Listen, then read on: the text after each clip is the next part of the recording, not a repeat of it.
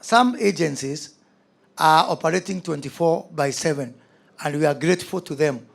But some agencies are not operating 24/7. We have said again and again, anybody who has got anything to do in the port of Mombasa has to operate 24/7. And I have also talked to the banks, and we have made it necessary that clear to them that even the banks who are supporting this port have to operate 24/7. So either they operate 24/7, but in any case, once we start lodging the documents outside this port, then that is okay. But for now, let all the agencies, whether it is KRA, whether it's NTSA, we have got 70% of our agencies are almost operating here, but everybody is doing their own things. We have got the issue of inter-county cess, where you leave one county, go to another county, and in that other county, you now have to pay cess. And I'm going to just give you an example of one truck leaving Port of Mombasa to go to the border of Busia. So Governor Buswamad, he starts, he gets his bit, he throws it to Governor Taita Taveta, Governor Modime. Governor Modime gets his cut, he throws it to Governor Mutula Kilonzo Jr. Mutula Kilonzo Jr. takes something, he throws it to Governor Lenku of Kajiado. Governor Kajiado cuts something, he throws it to Governor Wavinya Ndeti. Governor Wavinya Ndeti takes his cut. Sakaja comes in, Sakaja gets something, he throws it to Wamatangi. Wamatangi gets something. Governor Susan Kiheka takes over, gets something from there, all the way give to Governor Mutai of Kericho, and then Governor of Busia and Kakamega and Vihiga. By the time we get to Busia, you wonder what is all this all about. Your Excellency, this has to come to a stop. You know, we have agreed that, and that is why Governor Anwar Iguru is here on behalf of Council of Governors. We have a council meeting on Monday, and we are going to prosecute that issue. Then, of course, we have got some other friends who are represented here by one of my best friends called P.S. Raymond Omolo. We call them friends of the road. You know, marafiki wa barabara. With friends like this, I am not sure you need any enemies. So on behalf of the friends of the road, my bigger friend Raymond Omolo has got some issue to sort out. We have got our friends from Uganda, our friends from Rwanda, our friends for DRC. You've heard Minister Wamala knows about Kitu Kidogo. So we want to ask P.S. Raymond Omolo to do whatever is necessary to ensure friends of the road become more friendly. We are charged higher charges than all the ports in sub-Saharan Africa. And the shipping companies are here. And we have got a page, Your Excellency.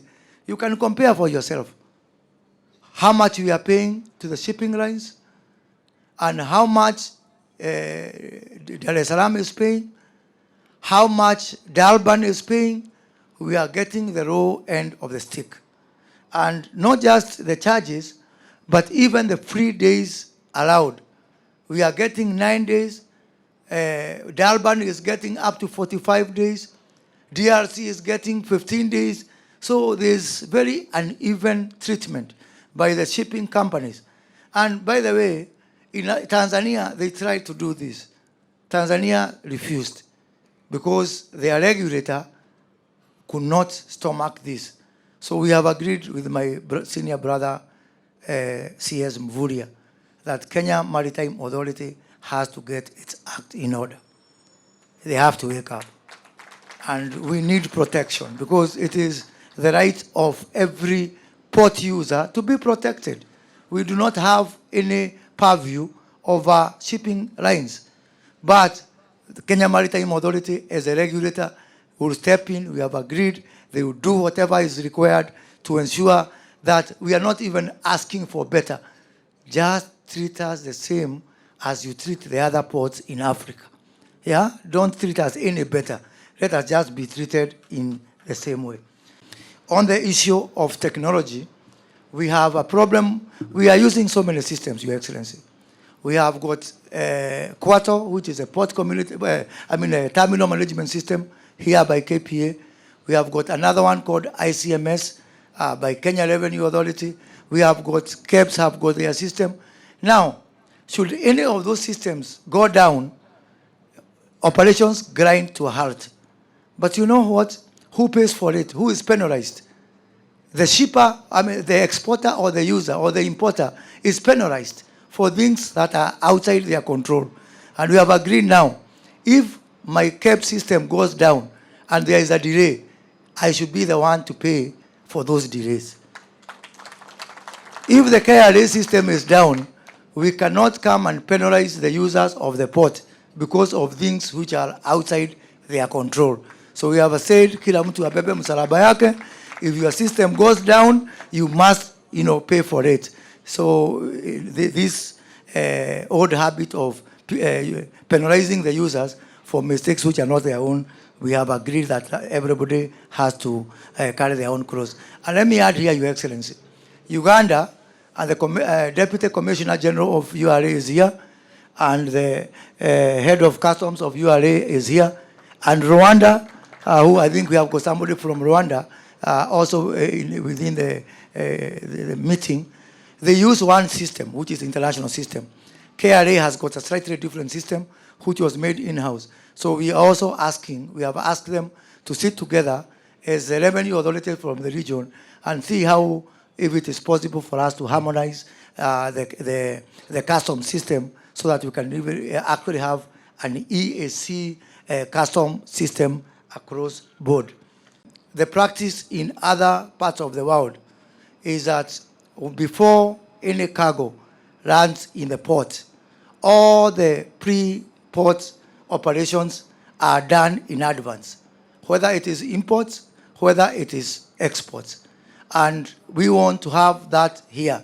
We are about the only port in the world where we come here and we start procedures here. We want, by the time the goods land here, they just go straight through. We have a new slogan we have adopted, that the port is not a bedroom.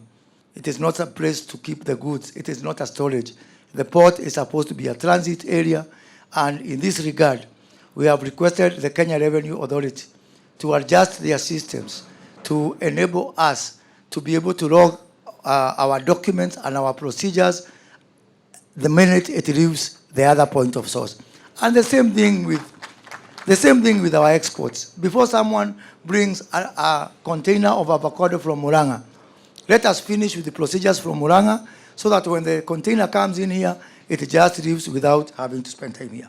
On the issue of the vehicle limits, we have a problem because KRA, NTSA, and KEBS, everybody has got their own definition of the year of the vehicle. So if you go to KEBS, it is from January to December, it's 1 year. You go to NTSA, it's another definition. You go to KRA, they calculate from the exact date of registration.